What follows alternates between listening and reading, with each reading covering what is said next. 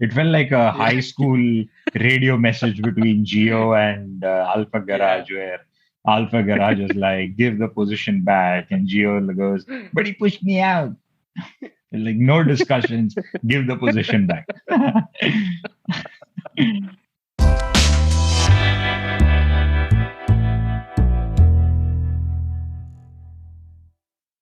Hello and welcome to the Americas. We are out west this time, Circuit of the Americas.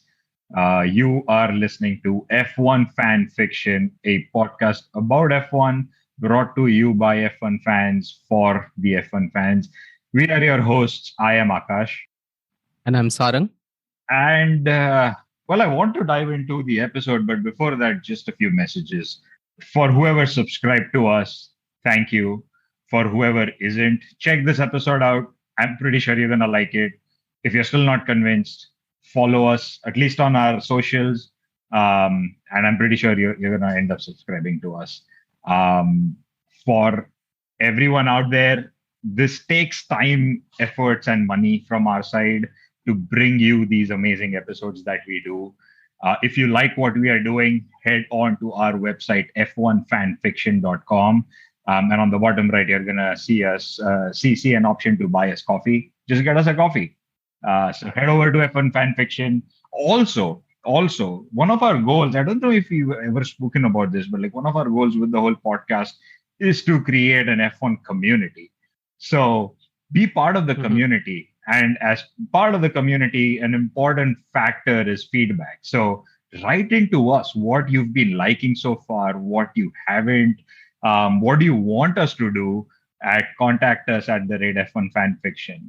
And with that, let's get into the episode. My God, yesterday was a thriller, a pure thriller from the first turn to the 20th turn, just a banger.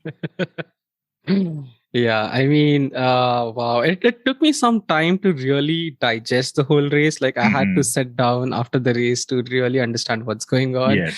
Because to think about it, right? Like, we didn't actually see wheel-to-wheel battle between Max and Lewis, but nonetheless, I think we had probably one of the best races till now. And wow, it was a battle of strategies. It was basically, it wasn't just Lewis versus Max. It was, all the people who have contributed to either of those teams fighting against each other, because this was like the culmination of everyone's efforts. Because not just that Max and Lewis drove brilliantly, the strategies were on point. Everything was just amazing, I guess. Yeah, no, absolutely true. And you hit it on the nail there. It was more like they were out of the 56 laps, they were like just a few laps where both of them were in the frame on the same screen. Otherwise, they were like, quite apart. And yet it felt like they were going at it just milliseconds away, right? So, and absolutely, like, except Bottas, I think everyone else was so involved. Like the whole Mercedes garage, the whole Red Bull garage, both the drivers on Red Bull, and obviously only Lewis on one side. But just too brilliant. Yep.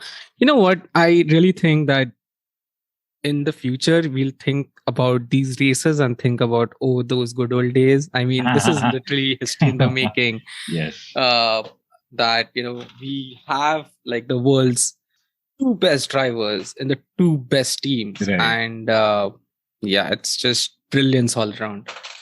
And the awesome thing about it is like either of them made no mistakes at all. Like I can't point to a single moment for both of them where they messed up. It was just heads down, and it was.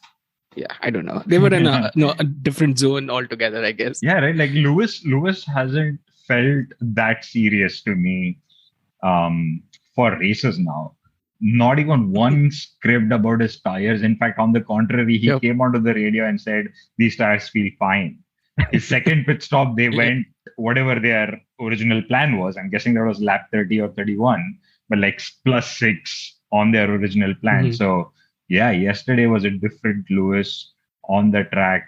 I think like I have a feeling like he's seeing his championship slip away, and I Yeah. think he's now getting into that zone where the realization has hit, and he knows he needs to keep his head down. Bottas, he may or may not have to rely on him, but Yeah. Bottas is busy anyways, creating his own garage with engine. So Yeah. I think instead of a trophy room, he's probably creating an engine room in his house. an alternate career Because I option think probably too.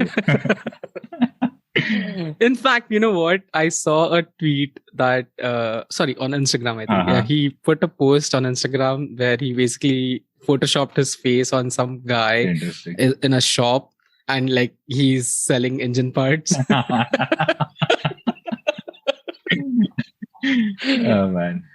But yeah, coming back to these I think Sarang, what do you call Battle of Titans yesterday, right? Yeah, man, no mistakes made whatsoever. The beauty of it was, I feel like pit stops, right? Like Yeah. the whole game, right? Those three drivers, and I keep saying three drivers because I think like Checo was equally involved in that battle between Max and Lewis there. So all those three into 2 6 pit stops have been so accurately done. Obviously, some serendipity here and there for maybe Lewis, but eventually Max getting the better hand out of it. But yeah, those pit stops. Some comments there, Sarah. Those pit stops.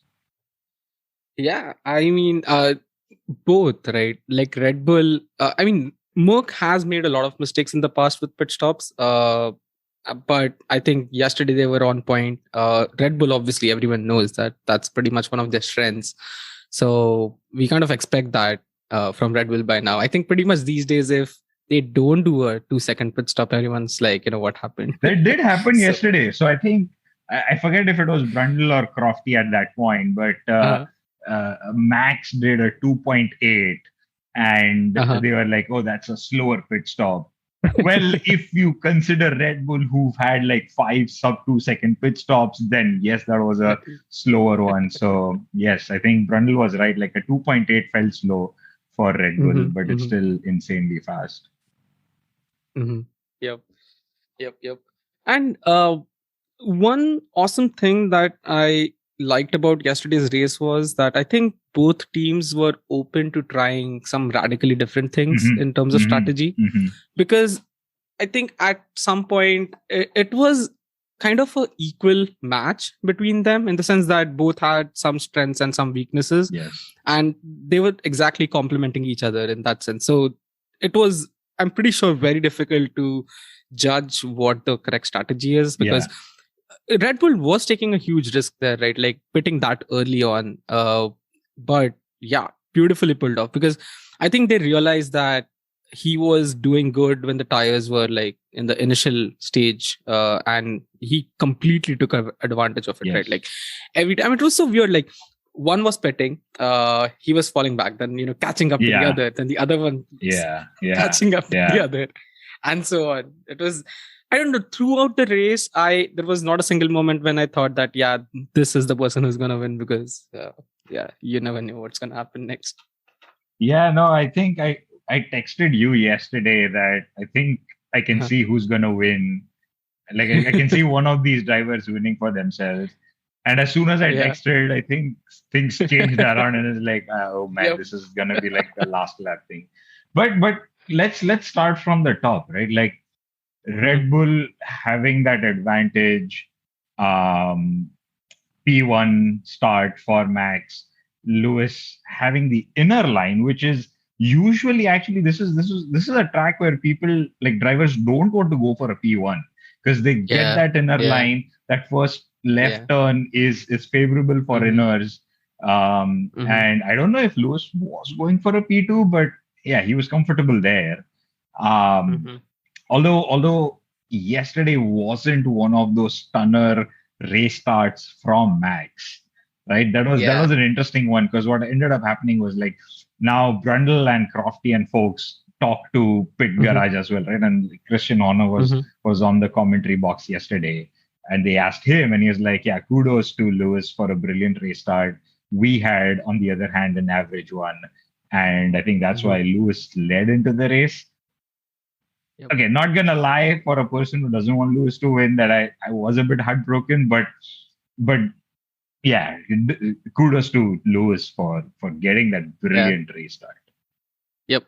No, definitely. And in fact, when he actually like took off, right, after turn 1, he did build up some gap with Max. Yes. At that point, it felt to me like maybe, he's just going to take it away. Yes. But yeah, Max, because in terms of straight line speed, Mercedes had an advantage. I think Red Bull on this track was like the third fastest car.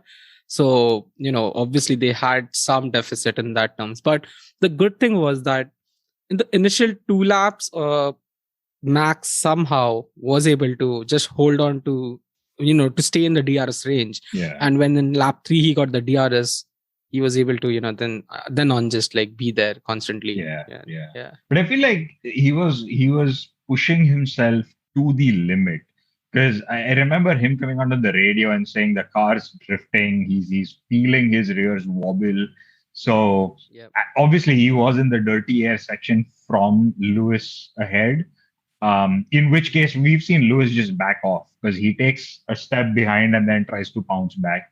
But in this situation, it felt like Max was pushing his car to the limit.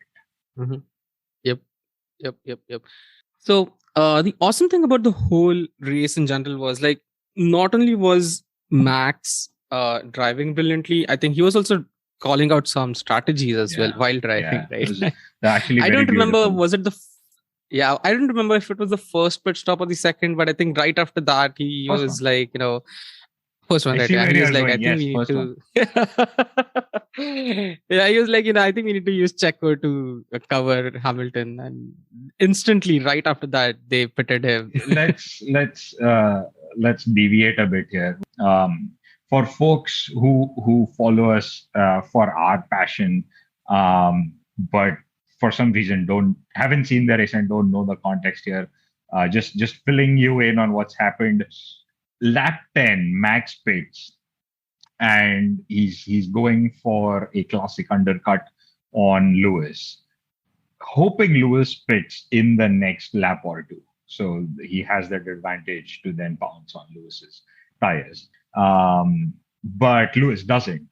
At that point, I just am so awed by Max's calmness in this race that he comes onto the radio and calls out a strategy to use Checo against Lewis so that they pit Checo. Checo gets new tires, who will be at that point closer to Lewis and can make Lewis push more, in turn wearing Lewis's tires out. So just too brilliant from Max at this point. No, that's really spot on, right? Like, it felt like Max was, fighting for his 7th world championship yesterday, because honestly, like the level of maturity that he had of calling those strategy calls is unexpected, right? For someone who was trying to compete for his first championship, it really didn't feel that way. And like Max is infamous for,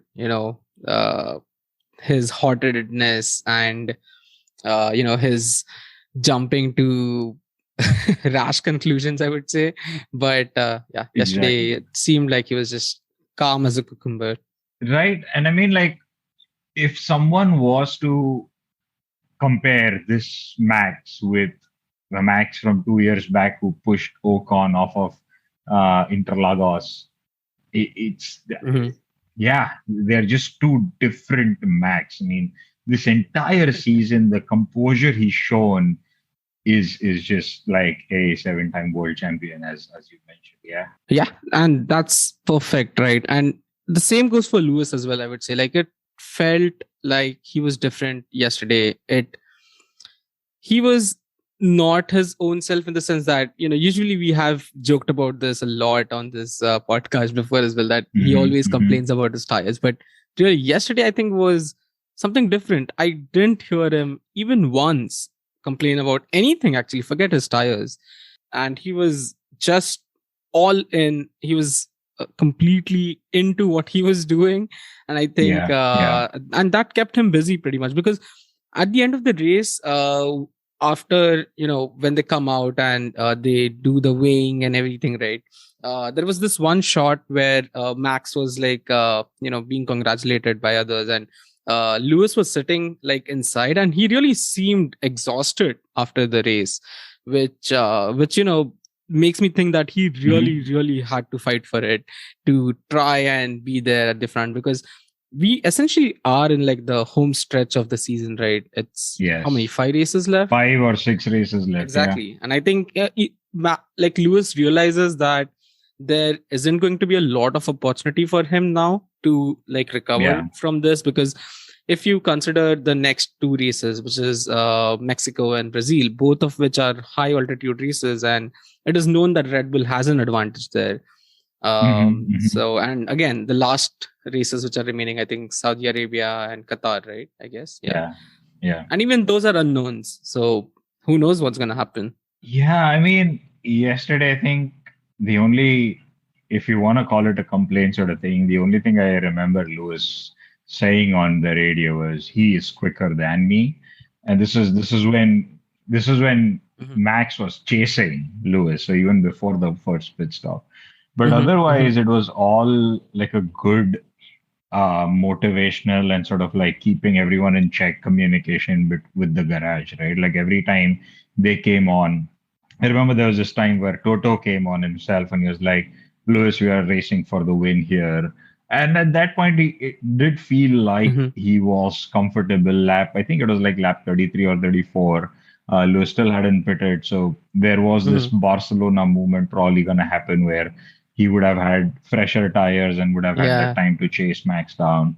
But at the same time, Christian Horner on the commentary side was pretty sure it was going to come down to the last few laps. I think at some point, one of them also said it's going to come down to the last 2 laps, which it eventually did. So I think everyone was just too serious yesterday. And it showed on the track is what an entertaining race they've given us. Yeah. I mean, I have no words. Like yesterday was something phenomenal that I saw. I love it that this season has turned out the way it has. Yes. I love it that luckily the rules change were postponed by a year, so teams haven't actually invested a lot in this year's cars as much. So that kind of has gotten all the teams closer, and we could see that throughout the race. Like Max and Lewis, yes, but apart from them as well, like it was just good performances all around pretty much in the race. So I'm just happy to be here and watch these races as they go by. True. I feel sad for some of the fans who I know some personally too, like who stopped watching the sport because it was a Lewis dominant era. And I mean, I just like to tell them that this year's been nothing but otherwise, and it's been one phenomenal race after the other. You're rightly to point out, like there were amazing various battles as well. It did feel like there was some traffic yesterday. And last point on before we move off to other battles, which is like this traffic seemed to be sort of like an unlucky factor for Max yesterday because he kept getting stuck in those. Lewis had an advantage to sort of shorten his gap with Max in front of him. And there was this brilliant moment where I think Max recovered all his luck of the unlucky traffic towards the end with the Haas. Yep. Oh yeah, that call, right? Right. Tell Masi to get that Haas out of my way. Yeah, he was so bang on with his. I mean, it wasn't anger; it was just like adrenaline, rushed voice. But it was a brilliant adrenaline aggression. Get that Haas out of my way. And justifiably, right? Because like you never know what that Haas might do. Because you know what, like I think a few laps back, he was trying to overtake the Haas of Nikita, and the Alpha of Kimi, right? And they just wouldn't let him pass. And I think like Kimi Mhm. got a black and white flag for not, Yep. following the blue flag. I mean, all said and done, at the end of the day, I think like the gap, between Max and Lewis came down from 8 seconds to like 5 seconds or something. Mhm. So, Yep. yeah, he was right to call that out. But hey, on the other side, he got the DRS, and then Lewis unfortunately did. Yep. So the race Exactly. was again very nail biting. So that works out Mhm. for us fans. Yep. Definitely. Well, wow. I mean, I'm still buzzing from the whole action. It's been a day now, but I'm still buzzing from Yeah. it now. And yeah, it's awesome, right? Because it's not just them at the front. Battles were going on, as we mentioned earlier, throughout the field. Yes. Just to list a few, right? Like Kimi versus Alonso. That was something. Alonso in Hang on. general What seemed. was Alonso doing yesterday? I have no idea. I have no idea. That guy, I mean, generally speaking, he is a very clean racer as such, right?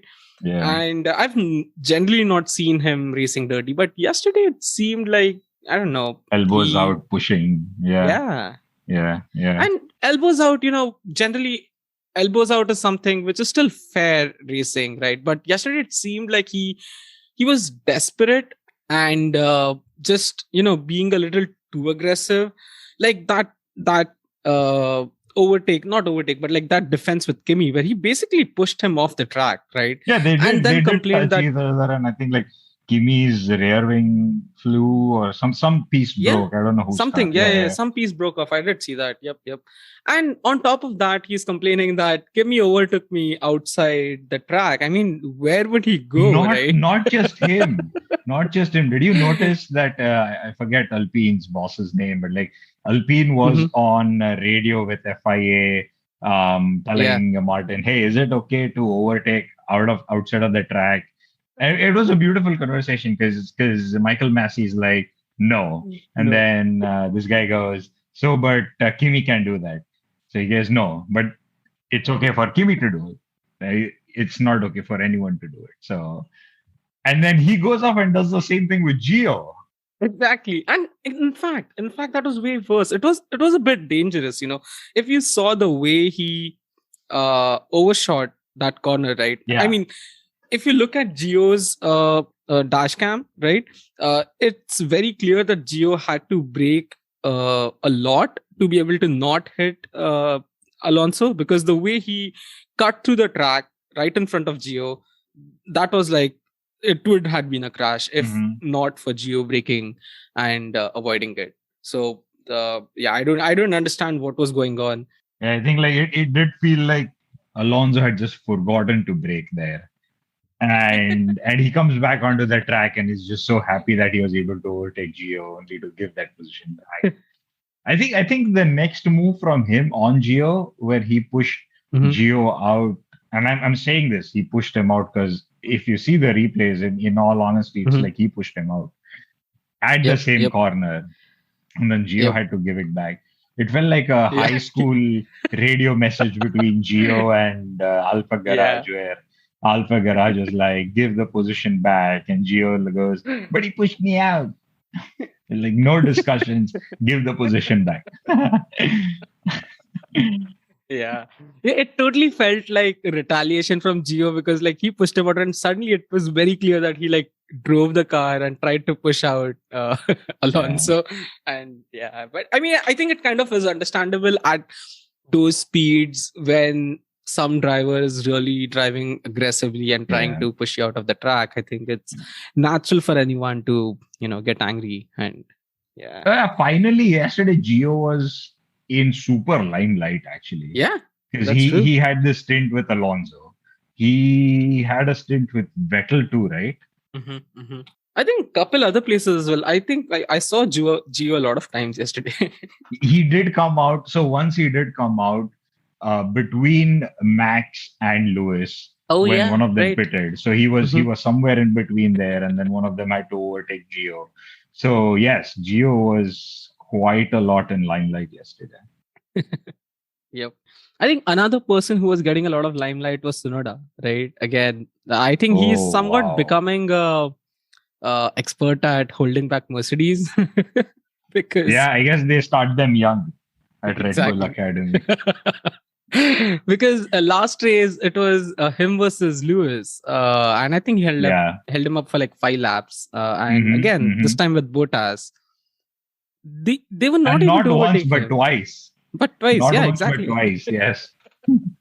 It was And interesting. it's not like that he defends in some dangerous manner. He does it very beautifully as well. Like he places his car such that you just cannot overtake. And yeah, I'm actually quite impressed by his performance in the last 2 races.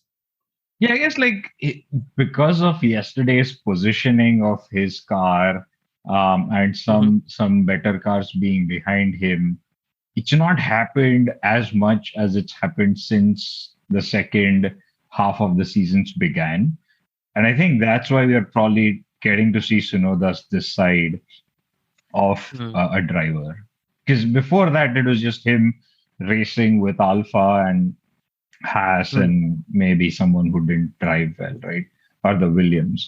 But then it also kind of boils down to the fact that he's able to perform better in qualification these days. Yeah. Because of which he is there in the action now instead of battling with the backmarkers. Yeah, maybe he's just taken like some more time than usual to get familiar with like F1 and the car here. Way longer than probably others should have. So, but I guess it's eventually giving us fans at least some good racing from his side.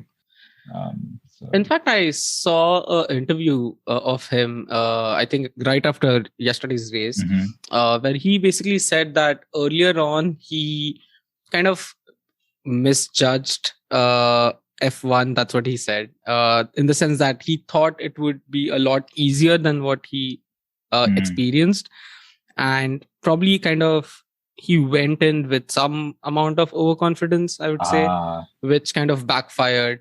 And I think another thing that he mentioned that they have like hired a driving coach for him now, who's probably like helping him to get attuned to the car better than what he currently is. So I think that is helping him out, which we can clearly see. Interesting. Okay, this is interesting. I mean, I'd definitely be up to seeing how his career pans out, because I mean, my opinion about him has changed for sure. That Alpha Tauri is not a bad car, because both of those drivers positioned themselves well in the past few races. So it's been doing good. Let's see how 2022 pans out for these two, because Aston Martin's not getting anywhere. Alpines, they're having fun. So I'm rooting for Red Bull Junior team. But coming back to race start and the whole start, there was some amazing battle going right between 4 people. I think Reds versus Orange. Orange, yep. Wow, I think McLaren and Ferrari are so perfectly matched in pace currently that the last 5 races are going to be brilliant with them forward, because by now all of them have gotten attuned to their cars now, and at the same time, the performance wise as well, they're pretty comparable. And wow, it was just chaos in lap 1 with those 4. At one point they were they were driving in a group literally. Those 4 were right on each other. I think it was like, and I could be wrong with the order, but it was like an orange red, and those 4 were just like in tandem, overtaking each other, falling back, going ahead, falling back, going ahead. Thing. The leaderboard was just shuffling around between them 4. Those 4 exactly. Those 4 positions were going back and forth just amongst themselves. It was pretty awesome, and still clean racing. Like nobody touched each other. And considering like Ricardo is a comparatively aggressive driver as such, with his late dive bombs that he does sometimes. But they didn't touch. and we got to see some amazing action. So there was this moment towards the end of the race between Sainz and Ricardo, right? Like there's this place where Sainz was trying to overtake Ricardo on the outside. Oh yeah. There was this cheeky moment, nothing on purpose, but I think Adrenaline Science was on the radio saying he did this to me on purpose. Yeah. I think there was another interesting thing that happened. I think that was in the first lap battle with them four. I think Sainz, obviously, like they were driving so close by, so somebody was bound to go off track. You know, you can't take the corner with four cars next to each other. So yeah. I think there was this moment where Sainz kind of went outside the track and he got an advantage and overtook Norris.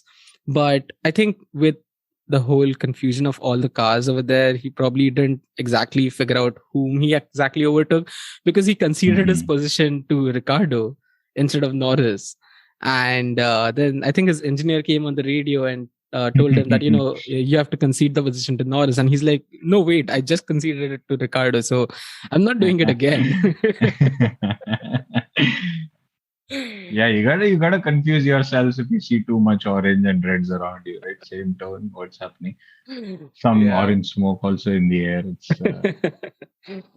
no, but I think he was allowed to keep his position because he did concede instantly. So I think that they kind of gave him the benefit of doubt for that.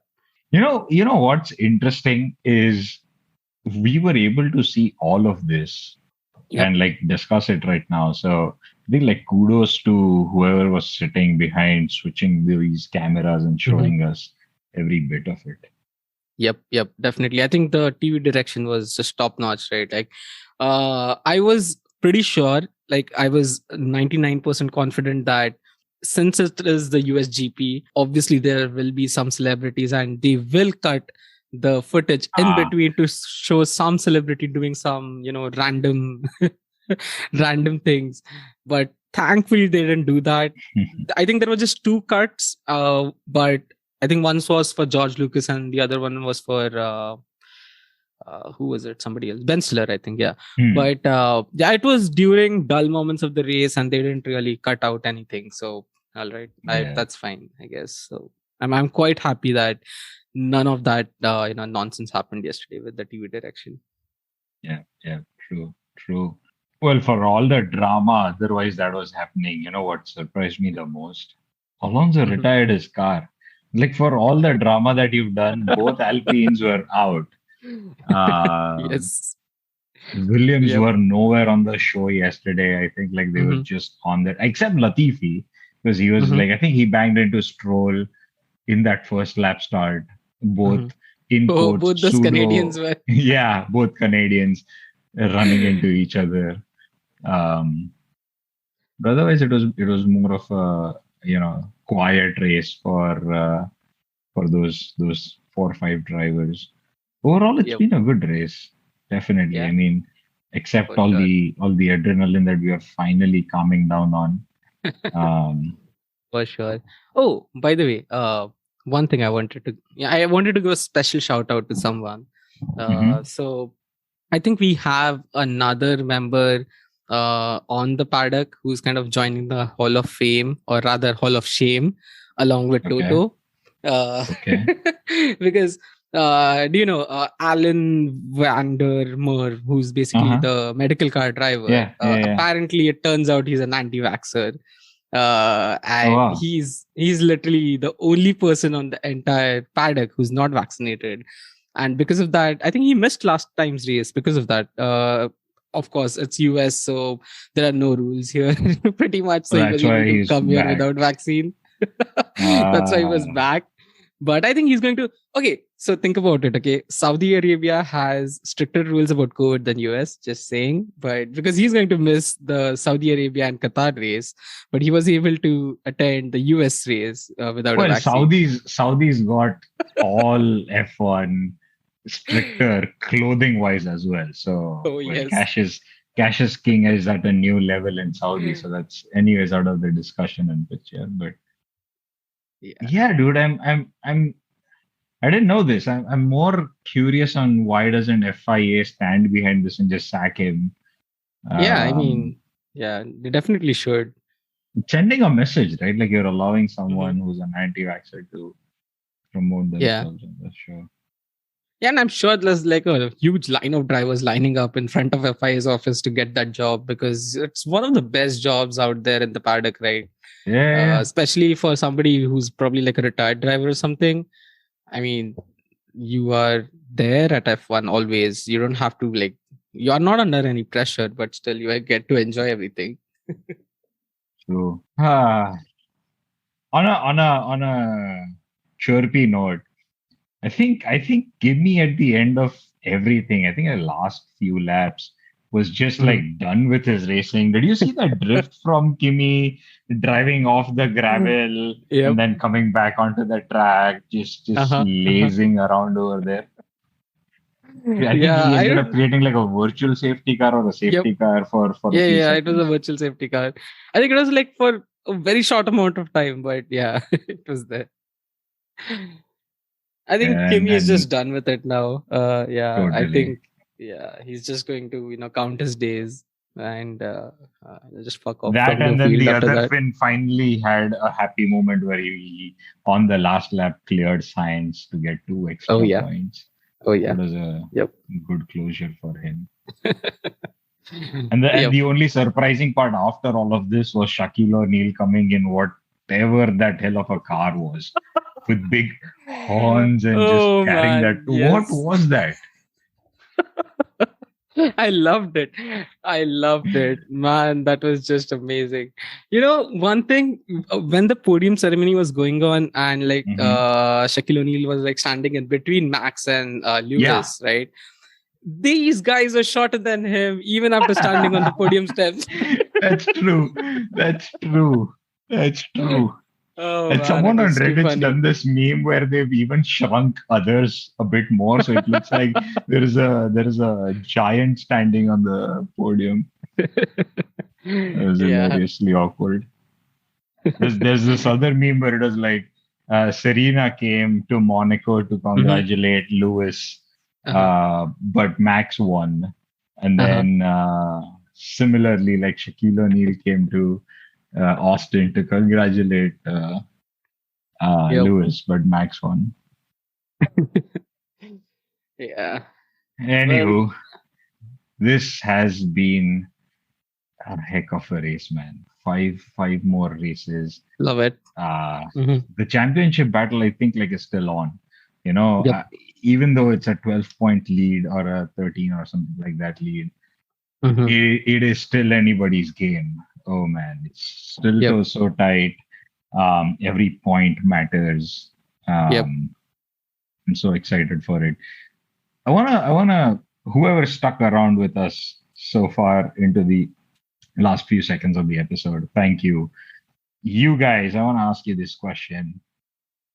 We're thinking of doing a YouTube live for Hmm. one of the next races, and we'll bring anyone who's willing to join us on the camera. So write to us, comment either here or DM us on our socials. We look at each DM that comes our way. Ping us anywhere you can find us. For that matter, just tweet us individually if you want. But yeah, connect. Let us know if you are interested in something like that.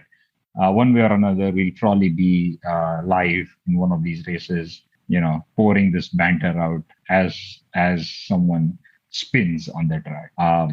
Until then, follow us on our socials for constant updates. These are your hosts signing off. Bye bye.